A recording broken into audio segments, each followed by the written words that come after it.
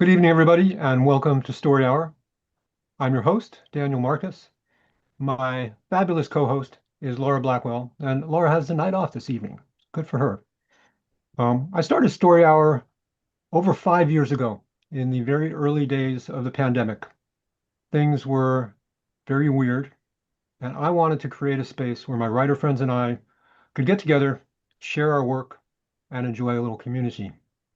Kind of hunker down as the soft apocalypse that we've been all reading about and writing about for years was rolling in. Can you hear Things are still pretty weird, but 5 years later, we are still at it. Shortly after I kicked it off, I asked my friend and colleague Laura Blackwell to join me in co-hosting, and here we are. We are not going anywhere. I think we need stories more than ever now, and we need community more than ever. So, Story Hour relies on a very ancient tradition, which is folks sitting around the fire telling lies. Every week, we continue this practice. We have two writers, about 30 minutes each, narrating their own work. We welcome new writers who have just sold their first few stories, award-winning seasoned professionals, and really just about everybody in between. Um, we are a speculative fiction venue, which means we welcome folks from all over the huge tent that is speculative fiction: horror, fantasy, hard science fiction, space opera, cyberpunk, slipstream, weird, name your sub genre, and we are happy to host it. We want to thank SIFWA, the Science Fiction and Fantasy Writers of America, for their very generous grant, which helps us to keep the lights on and to keep these virtual rooms open. And with that, let's get rocking.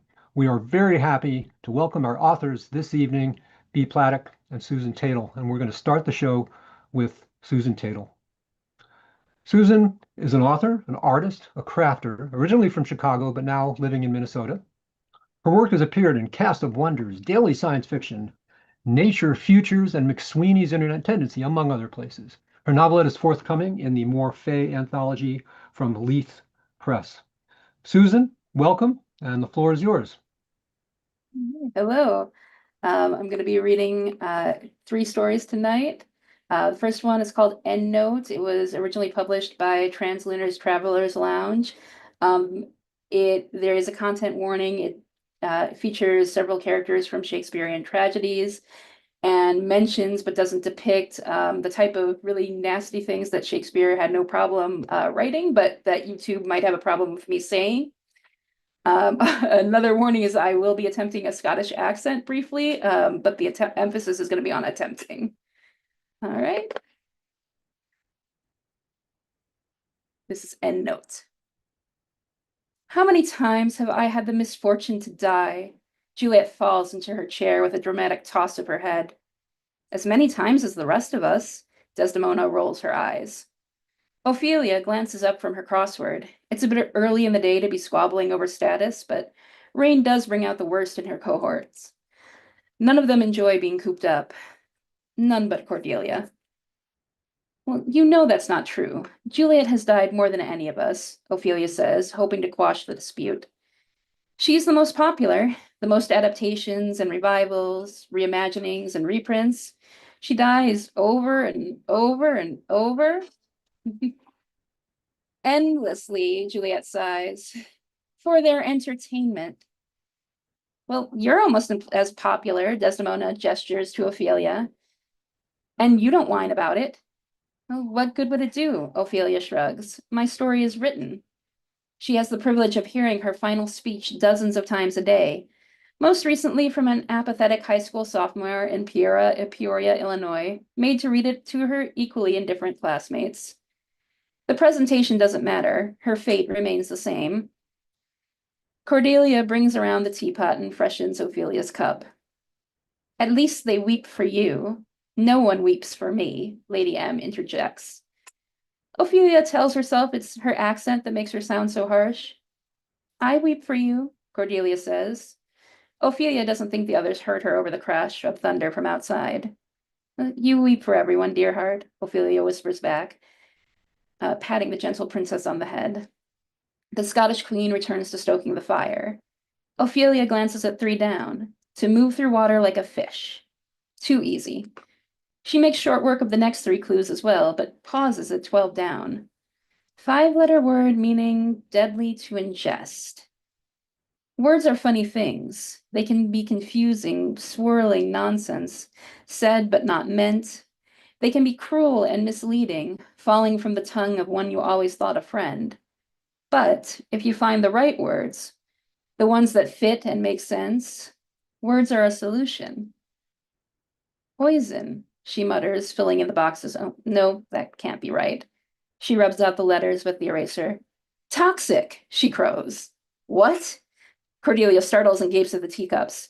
Oh, nothing, sorry. Ophelia soothes and moves on to the next clue. Honestly, I don't see how any of you can complain, Desdemona scowls. All of you killed yourselves. It's not close to what happened to me. Or, she glances back to the window where their silent companion stares at the sheeting rain. None of them speak for a moment out of respect. They don't see her often. She prefers solitude. Ophelia thinks her presence discomfits the others almost as much as the storm. It's not fair. We were so close, Juliet says when she can't take the silence any longer. If I woke a little earlier or he arrived a few minutes later, none of it would have happened. It's just not fair. Of course it's not fair, Lady M explodes. It's tragedy. Ophelia picks up her pencil. 9 across, 7 letters, causes distress and suffering. It fits. If it was just, it wouldn't be tragedy, the Scottish lady asserts. But your story is a tragedy, and you got what you deserved, Juliet says. Ophelia can't decide if it's an extremely brave or extremely foolish thing to say. I beg your pardon. You murdered the king, so you went mad and killed yourself, Juliet recites. My husband murdered the king, Lady M's eyes flash. At your urging, your death was the result of your wrongdoing. It was just. So why are you with us? What makes you so tragic? Yes, what? Desdemona chimes in. I was the victim of irony, Lady M says, taking a swig from her ever-present flask. Does irony count? Juliet asks. Of course it does. And it's 16 across. Ophelia carefully fills in the empty squares. I still think she had it much better than the rest of us, Desdemona huffs. Nonsense, Lady M growls. You got to be the queen. Briefly. That one at least got true love, she points to Juliet. Ophelia bows her head and returns to the calm of her crossword. But all the words are wrong. Wrong, bitter words dragging her down, down, down. She pushes the paper away, massaging her temples. The commotion stops abruptly. A figure stands in front of her. Lavinia, the silenced one. Do you need something? Stupid question. She can't answer. The rest of them can quarrel over whose fate was the least tragic, but there's no question as to who suffered the most. Ophelia shudders. The things those men did to her. Then they cut out her tongue so she couldn't accuse them. Lavinia nudges the pencil to Ophelia with the stump of a severed hand. Her tormentors were thorough. They didn't even leave her the means to write. I don't understand, Ophelia says. Lavinia nudges the pencil again, sending it rolling towards Ophelia. I think she wants you to write something, Cordelia says. The voiceless girl nods. Ophelia picks up the pencil. You want me to write what happened to you? Lavinia shakes her head. Well, that's a relief. But what does she expect Ophelia to write? All of their stories are already written. Ophelia looks back at the crossword. Oh, she exclaims. Our stories are written. Yes, we know, Juliet says. That's the problem. No, they're written. They're words. We just have to find the right words. Ophelia flips the crossword to the blank side. Juliet woke before Romeo entered the tomb. Ophelia reads aloud as she writes. Juliet's brows furrow, then her face lights up. Yes, she nods and takes up the telling. Yes, they were reunited. The two of them ran far away from Verona and lived to at least 40. Okay, Ophelia writes in her edition. And Lady M left her husband and formed her own army. The older woman says, a fire in her eyes. She defeated Macduff and united Scotland under her banner and waged a great and bloody war on England.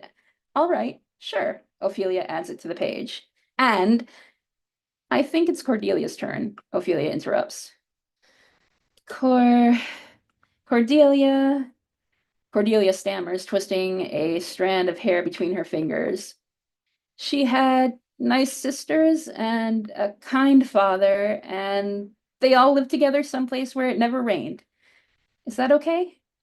That's lovely. Ophelia writes it down. The sky clears. A sunbeam illuminates the page. I killed Iago, Desdemona announces. And Othello. Ophelia puts it in writing. Good for you, Lady M applauds. And Cassio, too. But Cassio didn't do anything, Juliet says. Exactly. Desdemona pounds her fist down on the table. He's innocent. It's a tragedy. She giggles. Oh, I like you. Lady M passes her flask down the table. Desdemona pours the brown liquor into her teacup. What about Lavinia? Cordelia asks. Ophelia takes a deep breath. Lavinia, she looks up at her, hoping to read the answer in her eyes, evaded the men who were trying to hurt her. They never touched her. She reported what they were going to do and saw them brought to justice. Lavinia smiles a small smile and nods at Ophelia to continue. Then she made the most inspiring and unforgettable speech, ending the war between the Romans and the Goths and ushering in a new age of peace. Yes, that fits. The women have begun chattering again, discussing their new endings. There's only one left to write. Ophelia stares at the remaining white space at a loss. There are no boxes to fill in, no clues to piece together. Unlike the others, Ophelia could be removed from the narrative and little would change. It would end as it always ends, with poison and bloodshed and opportunistic Norwegians.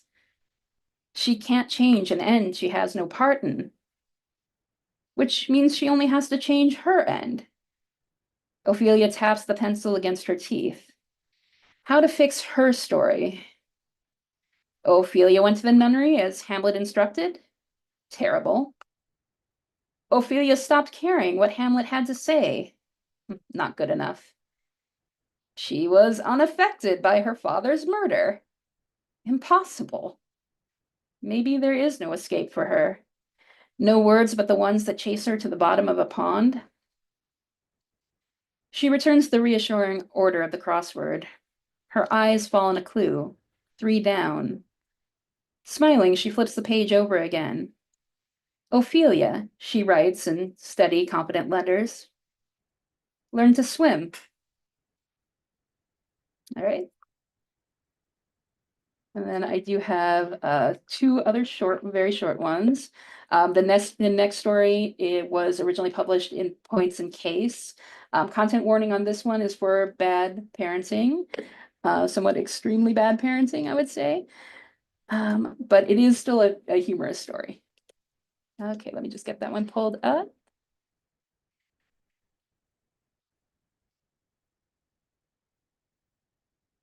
Okay, this is, am I the asshole for giving my daughter a haircut? I, 58 female, recently found out my daughter, 16 female, had a boy in her room while I was out. I was so furious I cut off all her hair. I believe it was justified, but she got shockingly emotional and called me a witch. Did I go too far? Am I the asshole? Update 1. Wow, some of you are obviously not parents. Children need to learn that their actions have consequences. Violate my rules, expect consequences. For those who said cutting her hair was harsh and asked why I didn't ground her instead, that won't work. She hasn't left her room since she was a baby, so grounding her won't make much of an impression, will it? Update 2. Jump to conclusions, why don't you? I did not lock her in a basement. I'm not a monster. We live in a tower.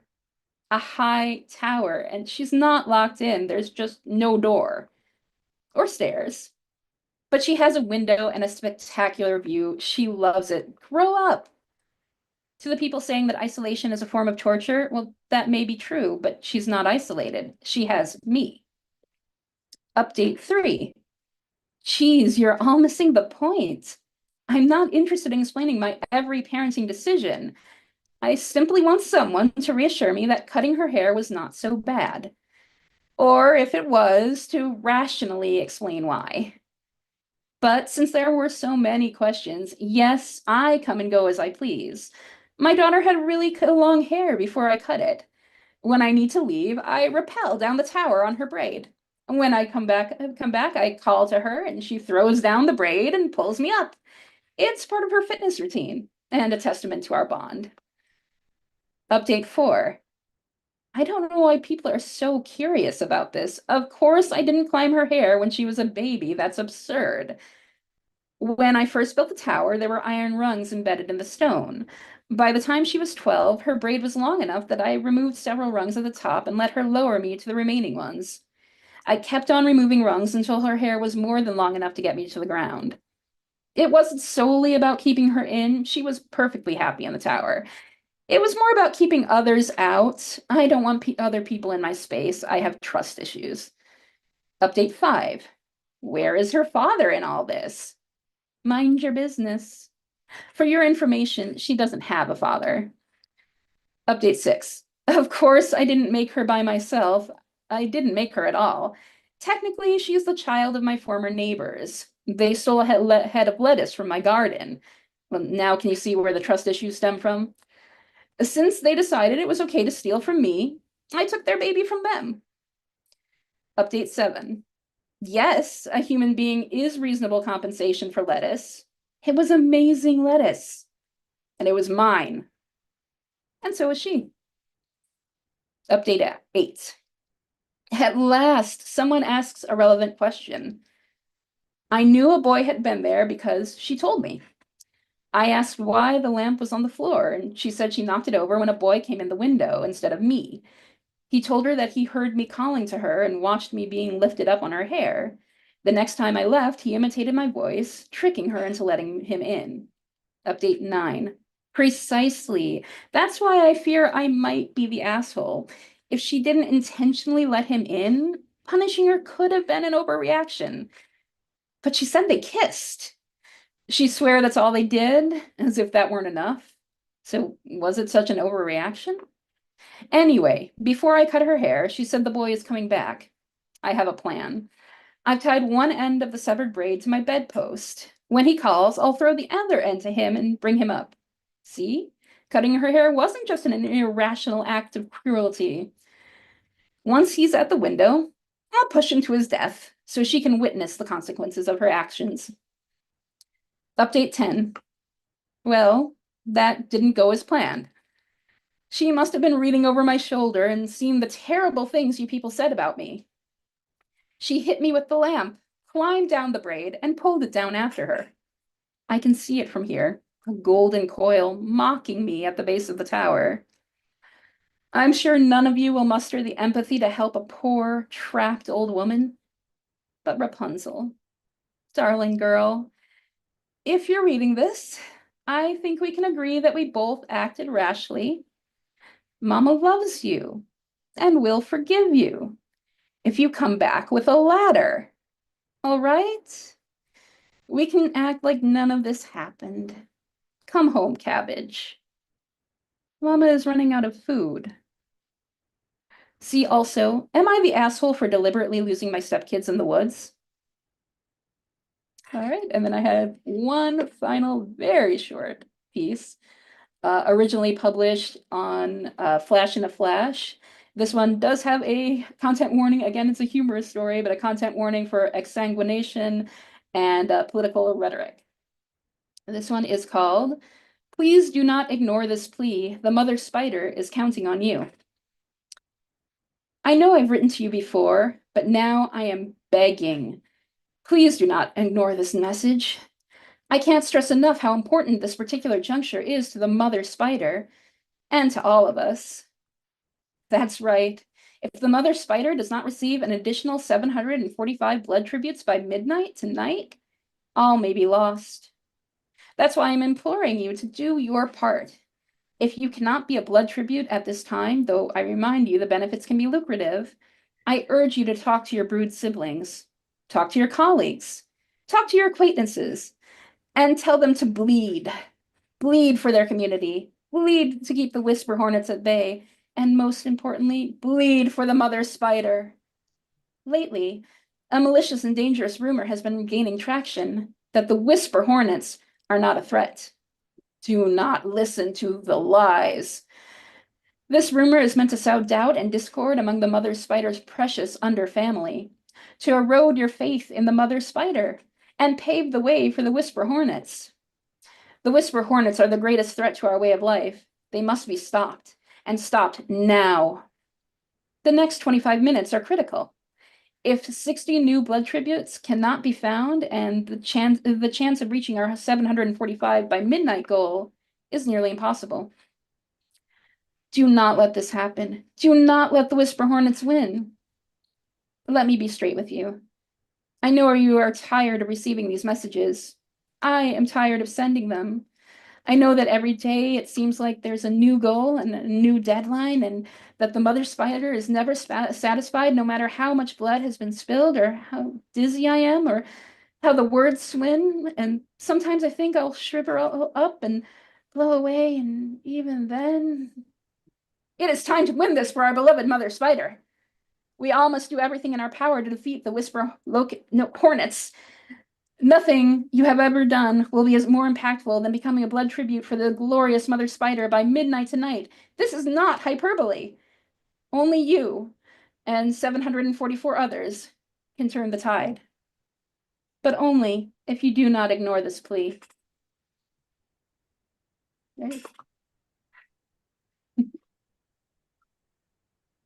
Thank you so much, Susan. I really enjoyed all three of those. Um, you don't see a lot of good humor out there these days, so I really enjoyed your work. Thanks so much for joining us. Thank you so much for having me. It's our custom here at Story Hour to just take a pause between authors, just to take a breath, sort of cleanse our mental and emotional palates, and just get ready for the next author. So I'm going to just take a breath. Y'all can do whatever you want, but I'm just going to breathe, close my eyes for a sec, and we will start again in just two shakes.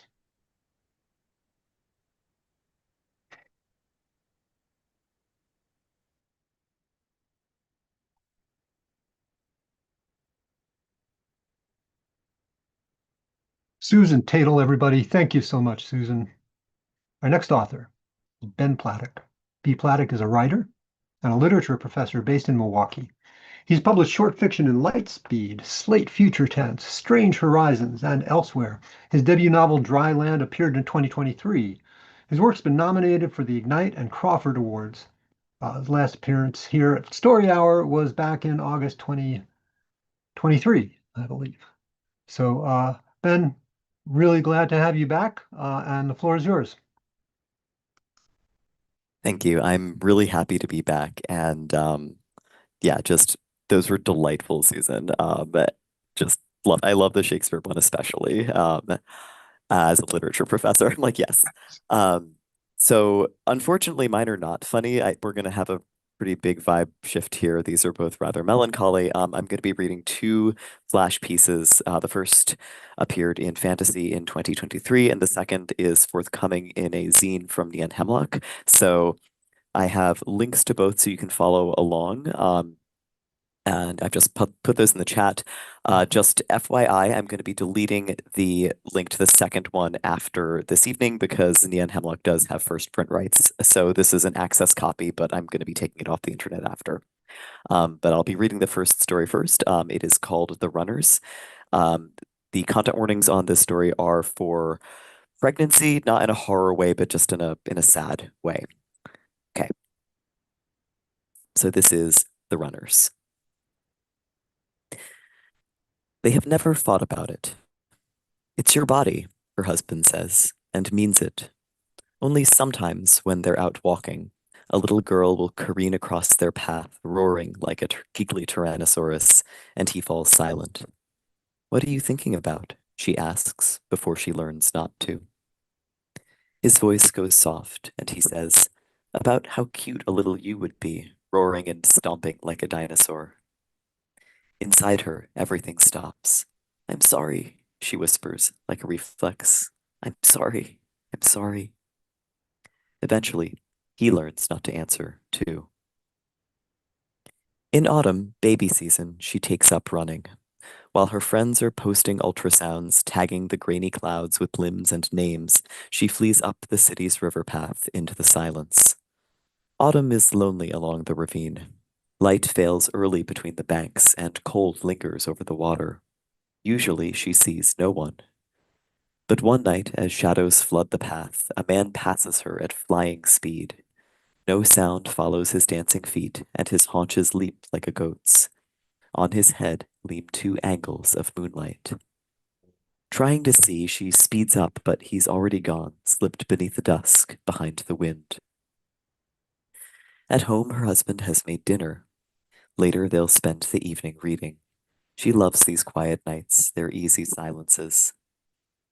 She says, "I saw a god on the river tonight. He had horns, was running fast. I couldn't keep up." "Horns? Sounds like Pan." He smiles carefully. "God of spring, new life." Her phone buzzes. Her friend has given birth. Flushed and radiant, she sinks against the hospital pillows, a small red loaf at her chin. As she swipes through the photos, inside the panic clenches her stomach. "Never for me, never, never." Beside her, her husband murmurs, "She looks so happy." She has not always been this way. When they were first falling in love and they wandered together in the summer dark of the ravine, she said, "I don't know. Not now, but maybe later. I'll probably change my mind." Some women do, she knows. Her mother, grandmother, both at the same age, were tackled by the urge, suddenly, like being mugged. It terrifies her. He smiles, squeezing her hand. "I'm unsure too. We'll figure it out." Figuring it out, a conversation every month at first, then every 3, and now every 6. They call it checking in. It always begins the same way. "Haven't changed your mind?" he asks. "I'm sorry," she replies. "I thought I would have by now. I'm so sorry. Please don't apologize." They hug as he says this, chests clutched together, eyes carefully diverted. She says, "But want them?" "Sometimes, yes. But I chose you." Their hug lingers, the pressure that replaces words when they can go no further. It always ends the same way, in this same unresolved silence. Later, as they're going to bed, she says, "I wish I could want them for you." "Just be yourself," he says sleepily. He kisses her forehead. "Love you." After her friend gives birth, she begins running more often. To run feels like pursuing a goal, even if it always returns her to the same place. Her muscles crave the chemical accomplishment, the spent feeling that something has been decided.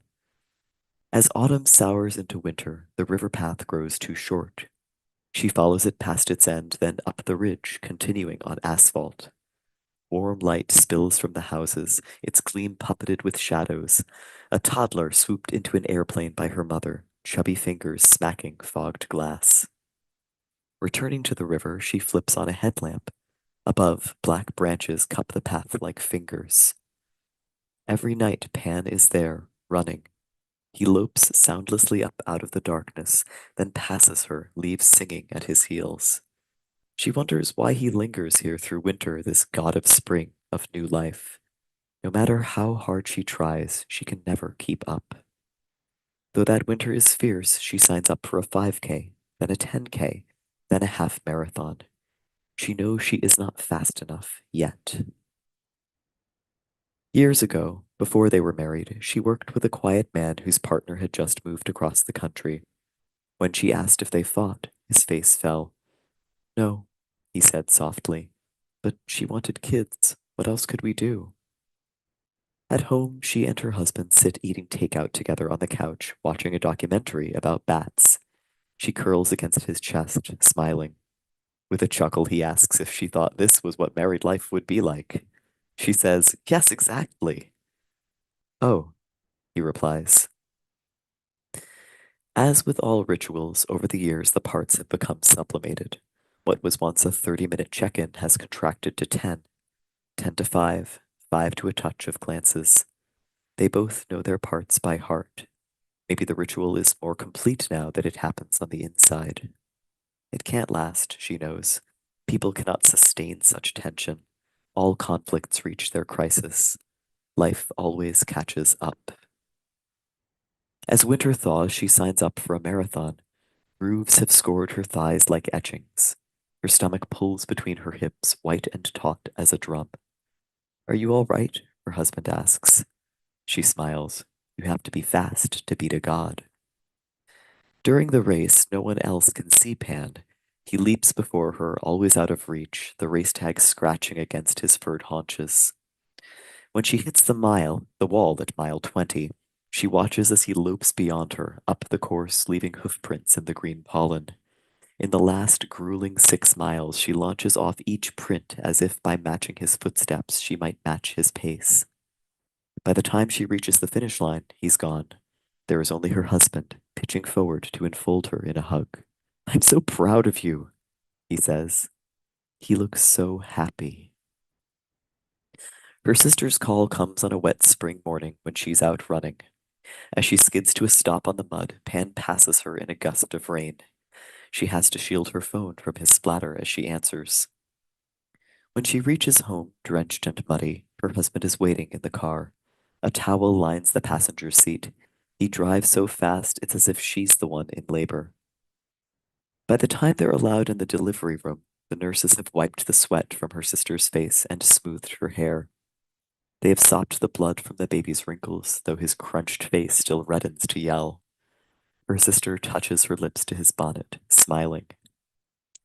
After her parents have held the baby, it's her turn. As she lays him awkwardly along her forearm, she can feel her husband watching her. Their eyes meet. Beneath the bustle of the delivery room, the ritual cycles. "Let me get a picture of the new aunt," her father says. "Good practice, eh?" She winces, smiling just in time for the phone's flash. Her husband's eyes fall, but he frowns at her father, just slightly. In the car going home, she grips the steering wheel. Pan is nowhere to be seen. Maybe she passed him on the rainy freeway. Maybe the crisis has finally come. "I don't know why you don't leave me," she says abruptly into the rain. "Just get it over with." He does not look at her. What am I supposed to say to that? "I don't know, but if you stay with me, you'll always be unhappy."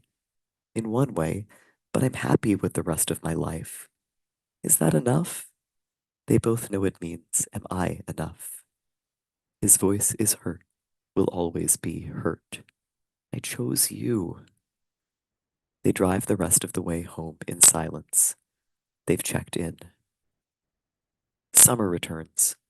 In the ravine, leaden air gags her lungs. She runs slower. Sometimes, on weekends, she flees with her husband to the neighborhood pool. Among a sea of wiry 10-year-olds, they wait in line for inner tubes. Her husband grins, setting his tube to whirl like a top on the water. Through her evenings, Pan leaps, god of new life, all life. He has slowed his pace to accommodate her, so that as she toils up the river path, he remains always ahead, just out of reach. "Haven't caught him yet?" her husband asks when she returns, soaked in sweat. She shakes her head. He smiles, carefully. "Maybe during your next race. Hey, your sister posted some new photos. Want to see?" She cranes her neck over his shoulder, looking. He has her eyes, her husband says. For an instant, the check-in shivers between them, a pause in the breath, a pulse of tension. But he does not turn, and she does not reply. They keep swiping through the photos. Between them, life runs on, uncatchable. That's it. Okay. So the second one is not quite as melancholy, actually. It ends hopefully. So that's the one that is in the Google Doc. And just checking everyone can hear me okay? Yes. Awesome. All right. So this is called Sounder. The story will appear in a forthcoming zine from Neon Hemlock Press. So it isn't out yet, and it probably won't be out until spring of 2026. So if you like it, please go buy that zine from Neon Hemlock. Okay. Sounder. In the middle is a lake, green and still at times, snarling others, saltless, bottomless, stretching all the way to the horizon. It is not the middle of anything in particular. It is simply the middle. Across it the causeway stretches, a finger of fluted metal. No one who walks it ever returns, but they all cross eventually. You are neither the first nor the last of your friends to go. Some left at 15, tugged by the thing they could not define. Their eyes as they climbed the steps were sharp and wiser than any teenagers should ever be. Others will not leave until they are very old. They think death lies across the water. You do not think this, not literally, but then it is not death that scares you about the causeway. It is the middle itself, and whether, once crossed, it will be middle anymore. You go at last when you are 25. Nothing forces you. One day you simply wake, and in the mirror your eyes are depthless. In them you can no longer see where you begin or end. You thought you knew these things about yourself. You do not. It terrifies you. Outside, the lake is green and cloudy. Gulls swing above the causeway. Your first step up the metal gangplank is heavy. Though you peer along its gray line as far as you can see, you are alone. As you begin walking, the mossed rocks sink away beneath the waves. Clouds move in. The water calms until it is flat as a mirror. In its reflection, your outline is crisp, bounded. It comforts you. Eventually, the land sinks away too. On all sides, the water stretches, murmuring to the deep sky. Nothing breaks its green expanse save you and the causeway carving the horizon in two. Walk. As you walk, you wonder about middles. Your friends, so young and terribly sure. At what point did they know they were halfway across? Or was there only an endless middle right up until the end? Did they see it coming, and could they tell when it had passed? You imagine their bare steps on the causeway, the horizon leading them like a bright line, until one day they glanced back and saw it following them like a shadow. Did it change them? Did they want it to? Walk. Your food never seems to run out, though you were sure you packed less than this. At night over the causeway, stars wheel. Once, twice, 30 times. In the warm dark, you lie above the lapping water and stare up into the black between. The universe, too, is mostly middle. At dawn, when the water is clearest, you turn on your stomach and hang your head over the causeway's rusted lip. Trace your gaze down the great pylons, past their crusts of barnacle, nets of seaweed, trying to see where they end. They seem to sink forever. You walk. You think a lot about yourself walking. You await your revelation. Revelations must come out here in the middle. Otherwise, what would be the point? If they didn't, surely someone would have returned. So one day you stop. Kneeling, you lean over the railing. You stare at your reflection in the water, whole and glossy with sun. Then you unreel your plummet and sound. It is deep, you find, very deep. So deep it frightens you, so deep you're ashamed and grateful your friends aren't here to see. Each time you think you've brushed bottom, it darts away, silver. Your outline ripples, face splits into slivers of green light. Floundering for it, your fingers clutch only water. You plumb deeper, away from wave and stars, day and night, beginnings and ends. Dive, but never touch ground. Inside is only middle, nothing but middle, all the way down. It is terrifying and beautiful. You gasp in surprise, and your lungs clot, burn. Then you kick hard. When you break the surface, the sun sears your damp hair. You don't know what day it is, how long it's been. But before you, on the water, stands a village. It's enormous. Below it, the causeway unfolds to a platform bearing huts all the way to the horizon. You can't understand how you didn't see it before, hear it, smell it. Fragrant smoke curls from the open roofs, fire pits piled with fish bones. You stumble toward the smell, and people emerge from the huts, smiling, their arms open. Some of your friends are here, older now, their faces wrinkled by sun. They welcome you, offer you a reed mat, tell you to rest. When you ask them about their revelation, they smile.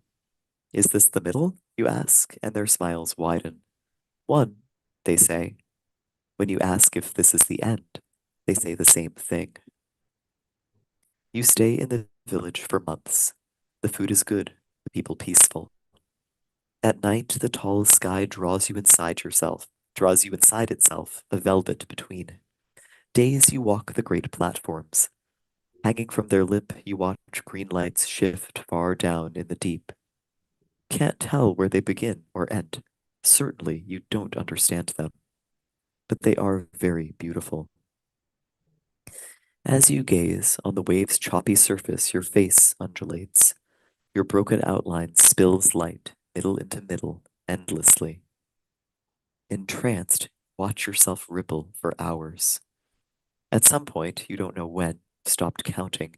You no longer try to track the pylon's plunge down. One day, you notice one of your friends is missing. When you ask where she's gone, the others smile and say, "Come." They lead you down an alley you've never been before, to the very back of the village. Didn't realize it had an edge and ending. And there, stretching out from the platform's end, the causeway continues. Its finger of fluted metal carves the horizon in two. It is not the middle of anything in particular. It is simply a middle, one of many, infinite perhaps, as unsoundable as the night sky or the deep lake of a person. Your friends point and say, "There." Somewhere in your depths, the plummet rings, a star swinging through the dark. No one who walks it ever returns, they continue, but we all cross eventually. Okay, that's it. Yeah, man. Thank you so much. I love both of those pieces, just so poignant and acute, and really, really lovely work. It's so interesting having two authors here every week. Sometimes the stories are really from, very similar in vibe and intent and execution and but also sometimes they represent kind of different poles in some sense. And Susan's work and yours are very different, but the opposition sort of creates a coherent program for tonight. So thank you both so much for coming on board and really, really great program. B. Pladek, Susan Taitel, thank you both very much. And thank you all once again for joining us in Story Hour. Um, Laura Blackwell, I know you're going to be listening to this at some point. Thank you for everything that you do. Thank you, Sip4, once again for throwing us some scratch to help keep these rooms open. And next week, please come on back because we're going to have Kelsey Yu and Christy Park Kolsky. Until then, stay safe and we'll see you soon. Night, everybody. Thanks so much.